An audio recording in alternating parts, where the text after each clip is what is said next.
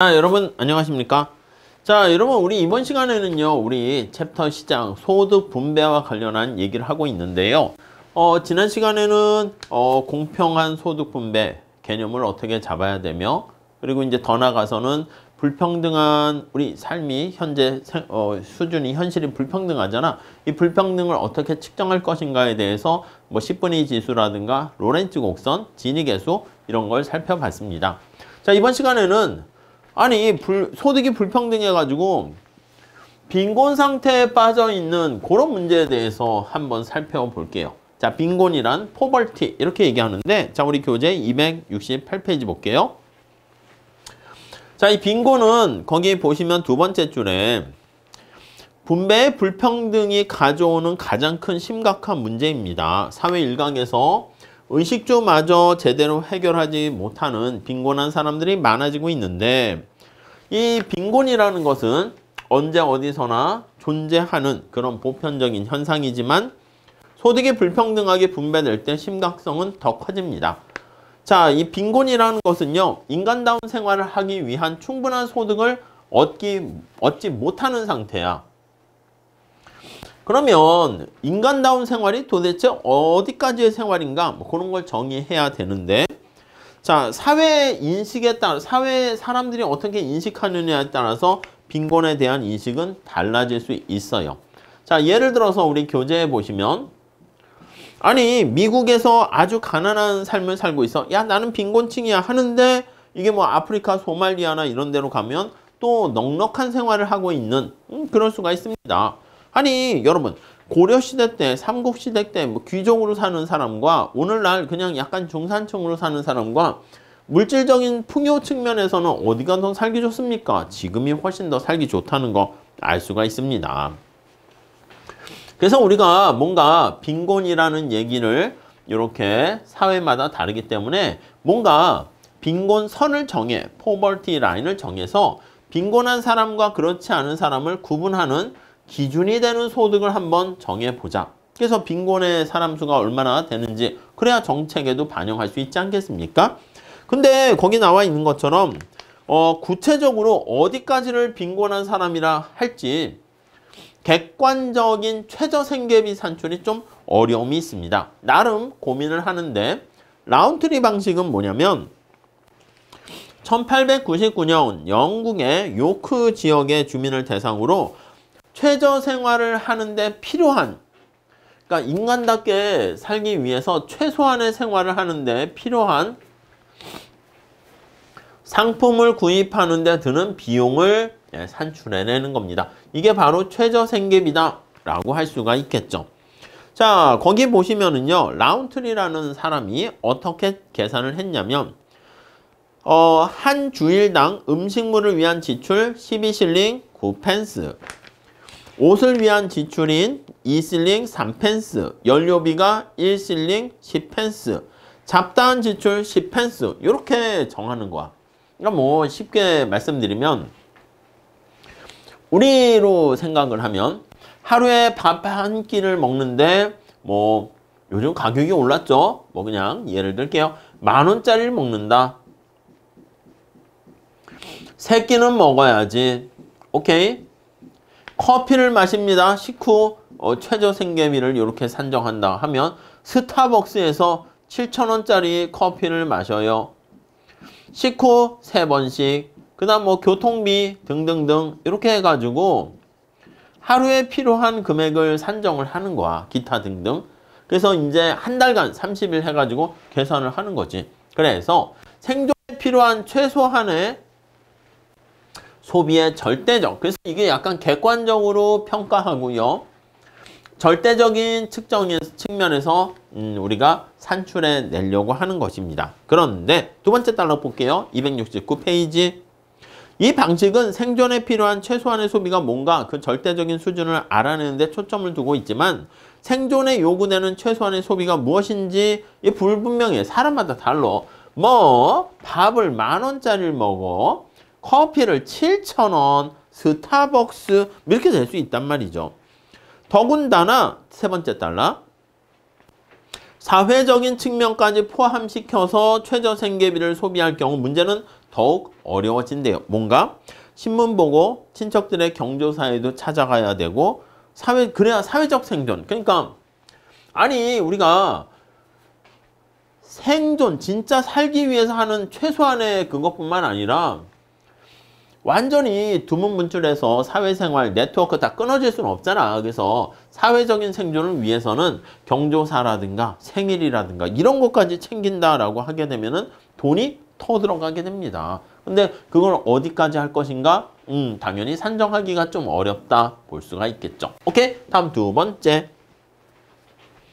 라이덴 방식은요. 설문조사를 통해 가지고 빈곤선을 설정하게 됩니다. 이렇게 사람들한테 설문을 조사해요. 이것도 약간 절대적인데 설문조사에 이거는 약간 사람들이 최저생계비 얼마 해가지고 객관적으로 우리가 평가를 할 수 있는데 이 라이덴 방식은요. 설문조사하니까 사람마다 달라.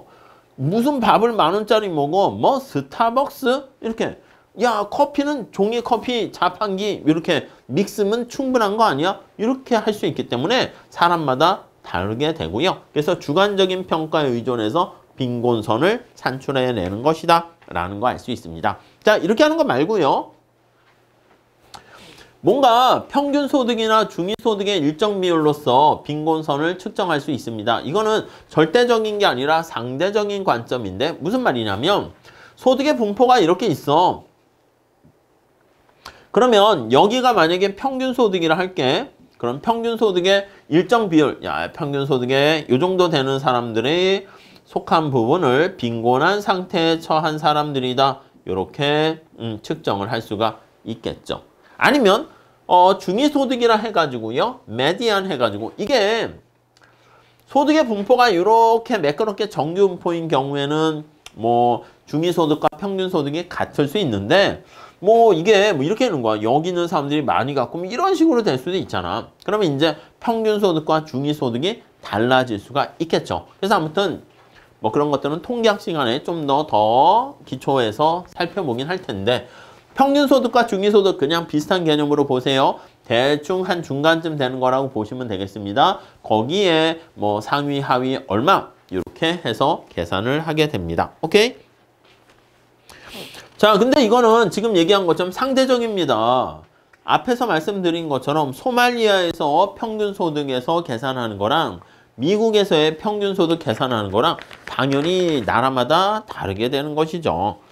자, 여기서 270페이지에 나와 있습니다. 첫 번째 줄 보시면 기본적인 의식주에는 문제가 없어. 먹고 사는 데는 어려움이 없어요. 그럴지라도 주위의 사람들이 모두 잘 사는데 나만 어렵게 산다? 이거 빈곤하다 볼 수 있습니다. 그러니까 여러분 우리가 보통 나는 중산층이 아니고 빈곤하다 이렇게 생각하는 것도요. 주로 상대적인 성격이 좀 많이 반영이 돼 있는데 그거를 잘 고려할 수 있다는 장점이 있습니다. 뭐 사촌이 땅을 사면 배가 아프다. 내가 갑자기 더 가난해진 건 아닌데 갑자기 가난해지는 걸로 느끼게 되는 그런 속담 생각하시면 되겠습니다. 자, 270페이지 가보시면 OECD 회원국의 상대적인 빈곤율 거기 나와 있습니다. 그래서 우리나라 같은 경우에는 빈곤율 정도가 조금 더 높은 수준에 있다라는 거 알 수가 있고요.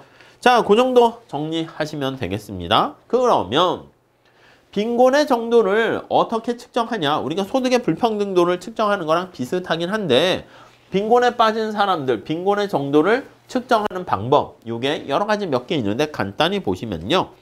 객관적으로 좀 측정해 보려고 합니다. 자, 먼저 271페이지 첫 번째 생각할 수 있는 것은 전체 인구를요. 대한민국 전체 인구를 빈곤한 사람의 수로 이렇게 해서 얼마나 차지하는가 이렇게 우리가 비율로 계산하는 겁니다. 빈곤한 사람의 수가 증가할수록 뭐 헤드 카운트라고 했습니다. 이렇게 나와 있는 비율이 높아지게 되는 것을 알 수가 있습니다. 그런데 뭐 심플해요. 심플해. 객관적으로 간단합니다. 그런데 단점은 빈곤한 사람을 모두 동일하게 취급하고 있다는 거야. 그렇잖아. 빈곤에 빠져있는 사람의 수 이걸로만 계산을 한단 말이야. 나라마다. 근데 빈곤의 정도가 사람마다 다 다를 수가 있는데 그것을 똑같이 우리가 취급한다는 게 문제점이다 라고 보시면 되겠습니다.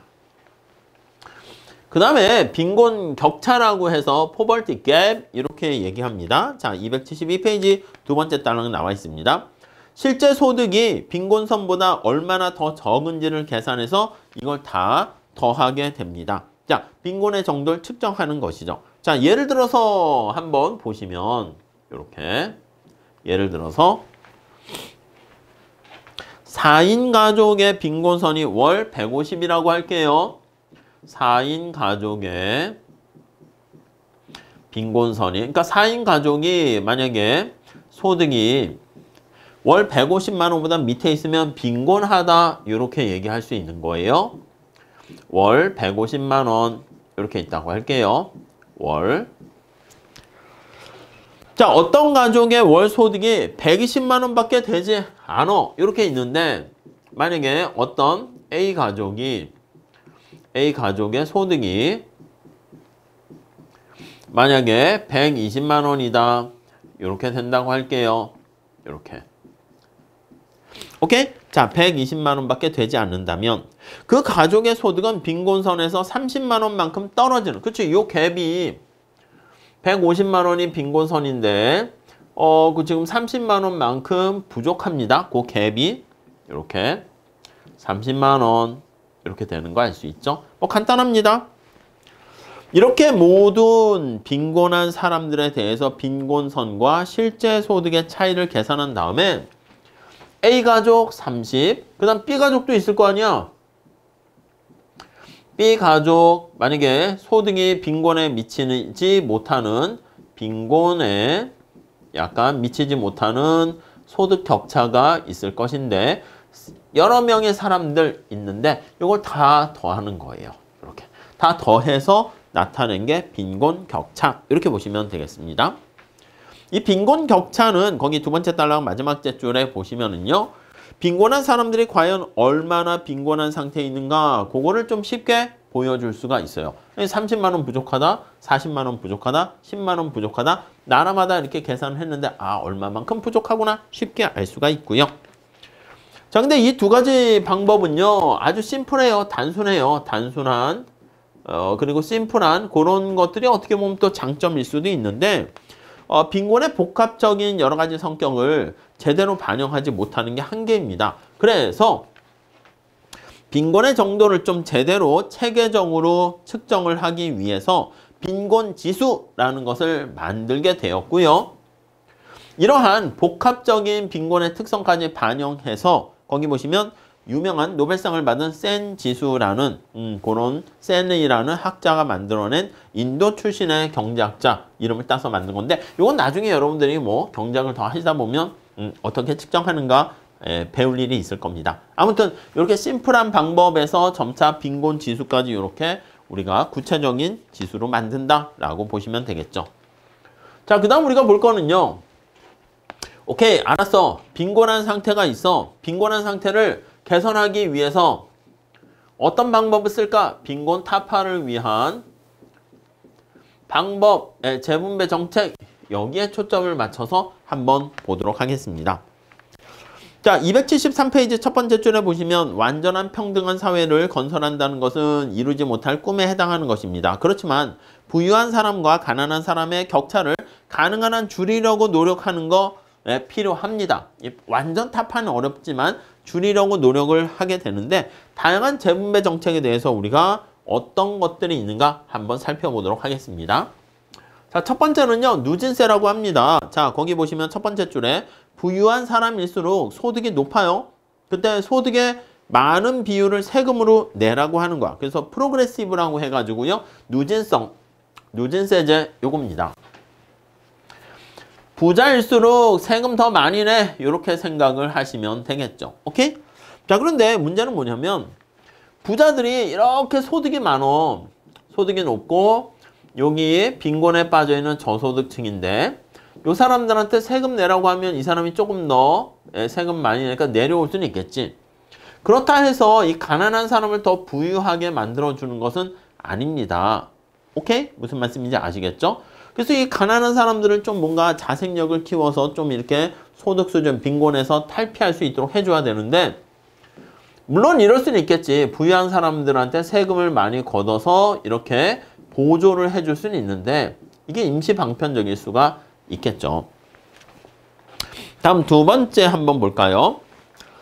그리고 또 이제 우리 두 번째 달러기 보시면 현실에 조세 제도가 이렇게 누진세제를 사용하고 있잖아. 누진세제를 쓰는데 but 이 조세 제도가 복잡해집니다. 누진세제를 사용하면 조세 제도가 여러분 우리나라 세법 같은 거 보세요. 엄청 복잡해. 그래서 뭐 세무사나 회계사 시험 보면 세법이 가장 어려운데 합격하는 사람들의 성적도 무슨 뭐 90점 이게 아니라 그냥 한 반타작만 하면 합격합니다. 그러니까 엄청 복잡해서 가능한 구멍이 루프홀이라고 합니다. 숭숭 이렇게 뚫려 있는 거야. 슝슝 이렇게요. 그러니까 말은 누진세 제도인데 이게 제대로 실효성이 있는가 하면 가진 사람들은 다 빠져나가는 거죠. 오히려 빼먹고 힘없고 이런 사람들만 특히 근로소득자들만 돈이 다 포착되니까 빠져나가게 되다 보니까 야, 이게 진짜 실효성이 있을까? 이렇게 의문을 품는 분들도 있습니다. 자, 이거 말고요. 누진세의 약간 연장선상에서 얘기하는 건데 이거 좀 잘 봐주세요. 부의 이렇게 보시면 돼요. 여기서 말하는 부가 부자 할 때 부가 아니라 네거티브예요. 음의 소득세라고 보시면 되겠습니다. 그래서 네거티브 인컴 텍스 이렇게 얘기해요.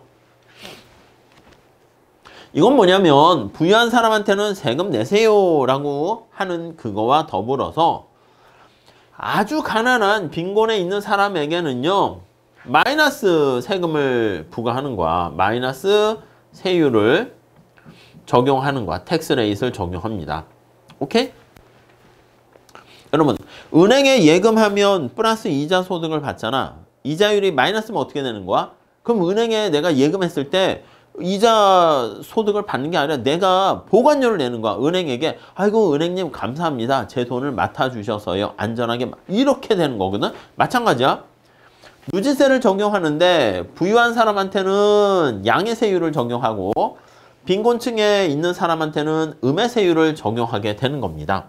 그래서 오히려 보조금을 제공하는 것이다 라고 생각하시면 되겠습니다. 오케이? 네. 거기 두 번째 줄 볼게요. 자, 누진세라는 것이 소득이 높아질수록 세율이 높아지는 것을 뜻하는데 소득이 낮아지면 세율이 점차 낮아지다가 나중엔 마이너스가 되게 되는 것을 말하고 있습니다. 아주 가난한 사람의 음의 세율을 적용해야 된다는 것은 세금을 거두는 게 아니라 보조금을 준다 이렇게 생각하시면 되겠어요. 오케이? 자, 장점은 뭐냐면 보조를 받는 사람이 좀 떳떳하게 이렇게 받을 수 있어. 우리가 만약에 예전에도 코로나 이런 상황에서 뭐 마스크라든가 보조금을 1인당 피해 입은 사람들에게 줄 때 소득과 상관없이 당당하게 받을 정당한 권리가 있으니까 받을 수 있어. 그 전에는요 이렇게 뭔가 보조금을 받으려면 막 얘기를 해야 돼.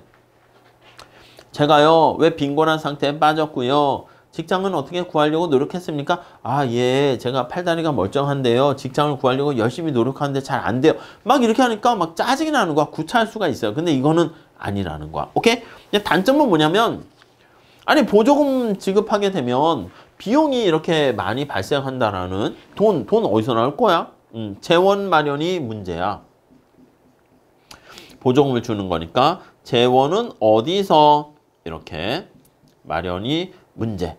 그 두 번째는 근본적인 해결책은 아닐 수 있습니다. 보조금을 준다는 것은 아니 물고기를 잡는 법을 우리가 알려줘야 되는 거지 물고기를 이렇게 그냥 잡아가지고 주는 거잖아. 그런 거는 약간 한계가 있다는 것이죠.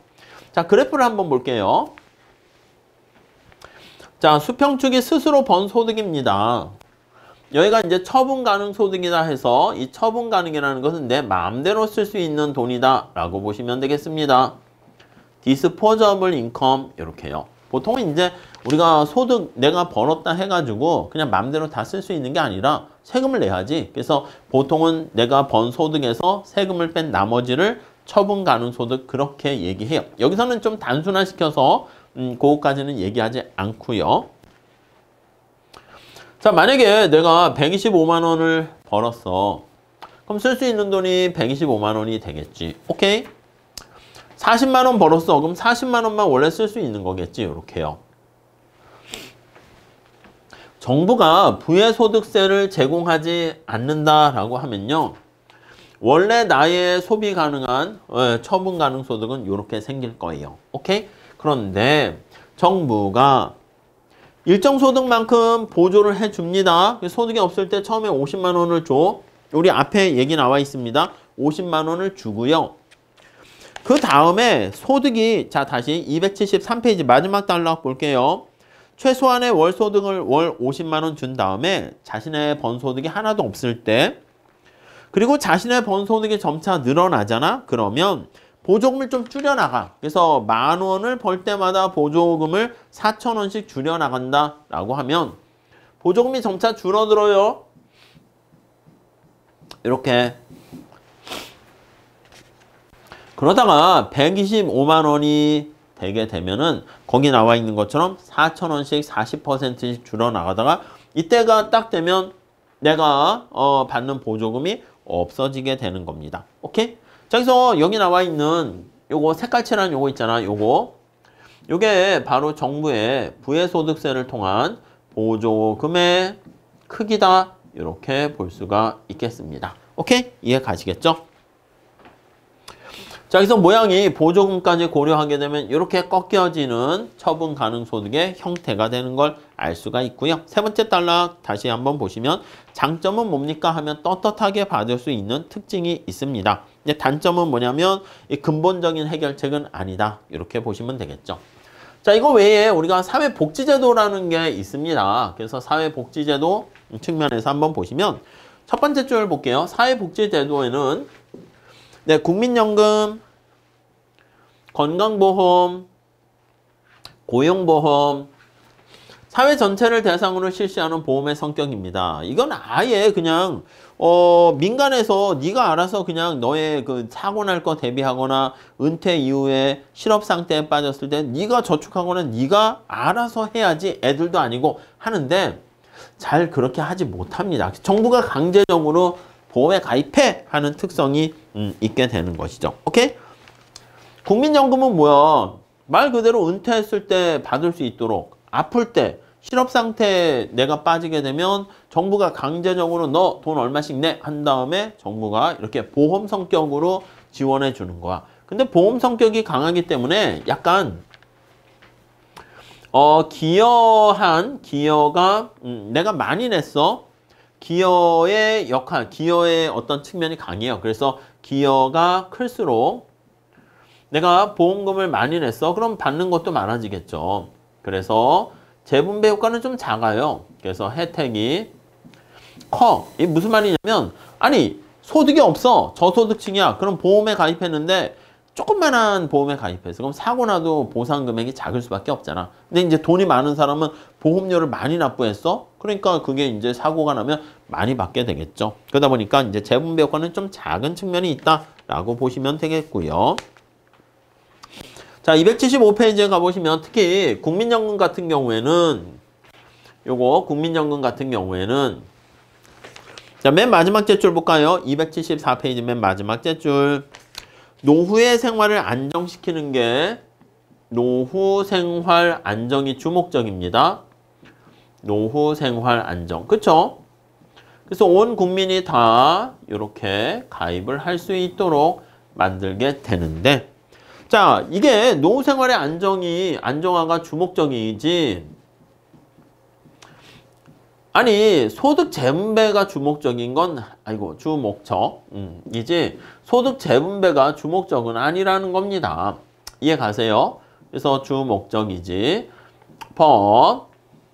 이걸 가지고 소득을 재분배한다거나 아니면 가끔 또 이걸 가지고 이제 기업의 거버넌스라고 해야 되나? 기업의 재무 여러 가지 지배 구조에 뭐 개혁을 위해서 막 하고 막 뉴스에 나오는데 그걸 위해서 만들어진 건 아니라는 거야. 그래서 소득 재분배가 효과는 있어요. 근데 주목적은 아니라는 거야. 근데 우리가 지금 보는 건 뭐야? 노후 생활 안정이 아니라 소득 재분배에 초점 맞추는 건데 그런 기능은 있지만 완벽하진 않다. 자, 그 다음에 공공부조 정책이라는 게 있습니다. 이건 뭐냐면 이게 퍼블릭 어시스턴스 해가지고 정부가 가난한 사람들의 생계를 돕기 위해서 보조금을 지급하는 거야. 그래서 이 좁은 의미의 사회복지제도에 가까운 거고, 사회보험에 비해서는 요거는 기여의 원칙이 좀 깔려 있어요. 내가 많이 기여하게 되면 혜택도 많이 받게 돼요. 근데 여기서는 재분배 효과가 조금 더 커요. 왜냐면 내가 기여하지 않아도 그냥 가난한 상황이면은 보조를 받게 된다. 이렇게 보시면 되겠습니다. 그래서 거기 보시면은요, 두 번째 단락 마지막 째줄에 보시면 우리나라에서 시행되고 있는 국민 기초생활보장제도, 이게 바로 공공부조의 성격을 가지고 있어요. 그래서 기초생활보장제도, 최소한 기초생활은 야 보장해줘야 되지 않냐 해서 재분배 효과가 좀 크다, 이렇게 정리하시면 되겠습니다. 자, 그 다음에 거기 보시면 물론 이게 계속 정부한테 의존한다는 효과가 있기 때문에 바람직한 건 아닙니다. 장기적으로 자생할 수 있는 힘을 길러주는 게 중요하죠. 자, 우리나라 사회복지 프로그램 거기 밑에 나와 있는데 275페이지 거기 보시면은요, 보니까 어때요? OECD 회원국들 중에서 공공부문의 사회복지 관련 지출 보니까 OECD 평균이 대략 20%인데 그거보다 훨씬 더 밑에 있다라는 거 알 수가 있습니다. 예. 자, 재분배 정책의 문제점 한번 살펴보도록 하겠습니다. 276페이지.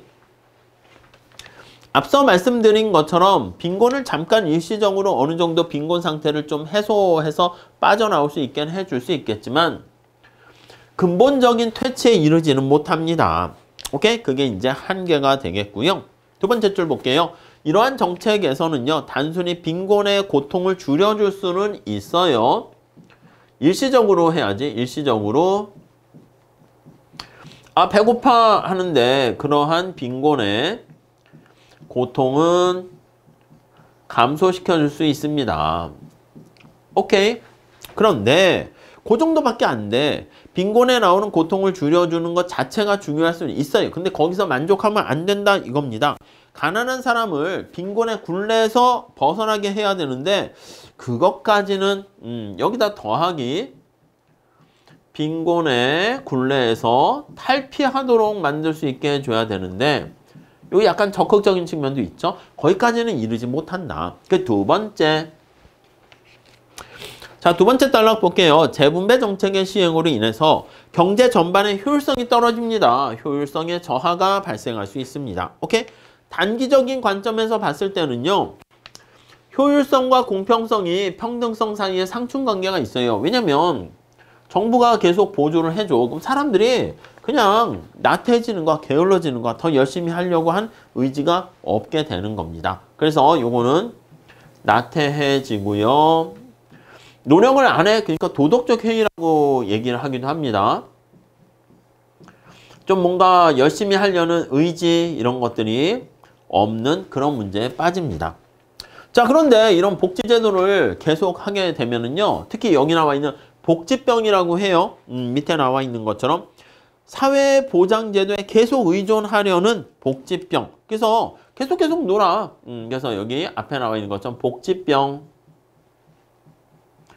병에 걸리는 거야. 아예 정부가 알아서 해주겠지. 오케이? 자, 그래가지고 평등성을 높이려는 노력이 언제나 효율성 하락을 가져올 수도 있는데 항상 그런 건 아니다. 왜냐면 여러분, 정부가 재분배 정책을 통해서 평등성을 높인다, 그럼 효율성이 떨어진다. 두 개는 상충관계, 이게 일반적이야. 일반적. 그런데 단기적으로는 이렇게 트레이드오프 관계가 있어. 하나를 올리려면 다른 걸 포기해야 되는데 우리 책에서 뭐라 그러냐면 항상 그런 건 아니고 특히 장기적인 관점에서는 이렇게 두 마리 토끼를 다 잡을 수 있지 않을까? 아, 그렇지. 언제나 이렇게 상충적이라 그러면 좀 너무 슬프잖아. 그래서 공평성을 높이면서 효율성을 저해하지 않는 방법이 장기적으로 있지 않을까? 예, 그렇게 얘기를 할 수가 있겠습니다. 자, 세 번째 단락 볼게요.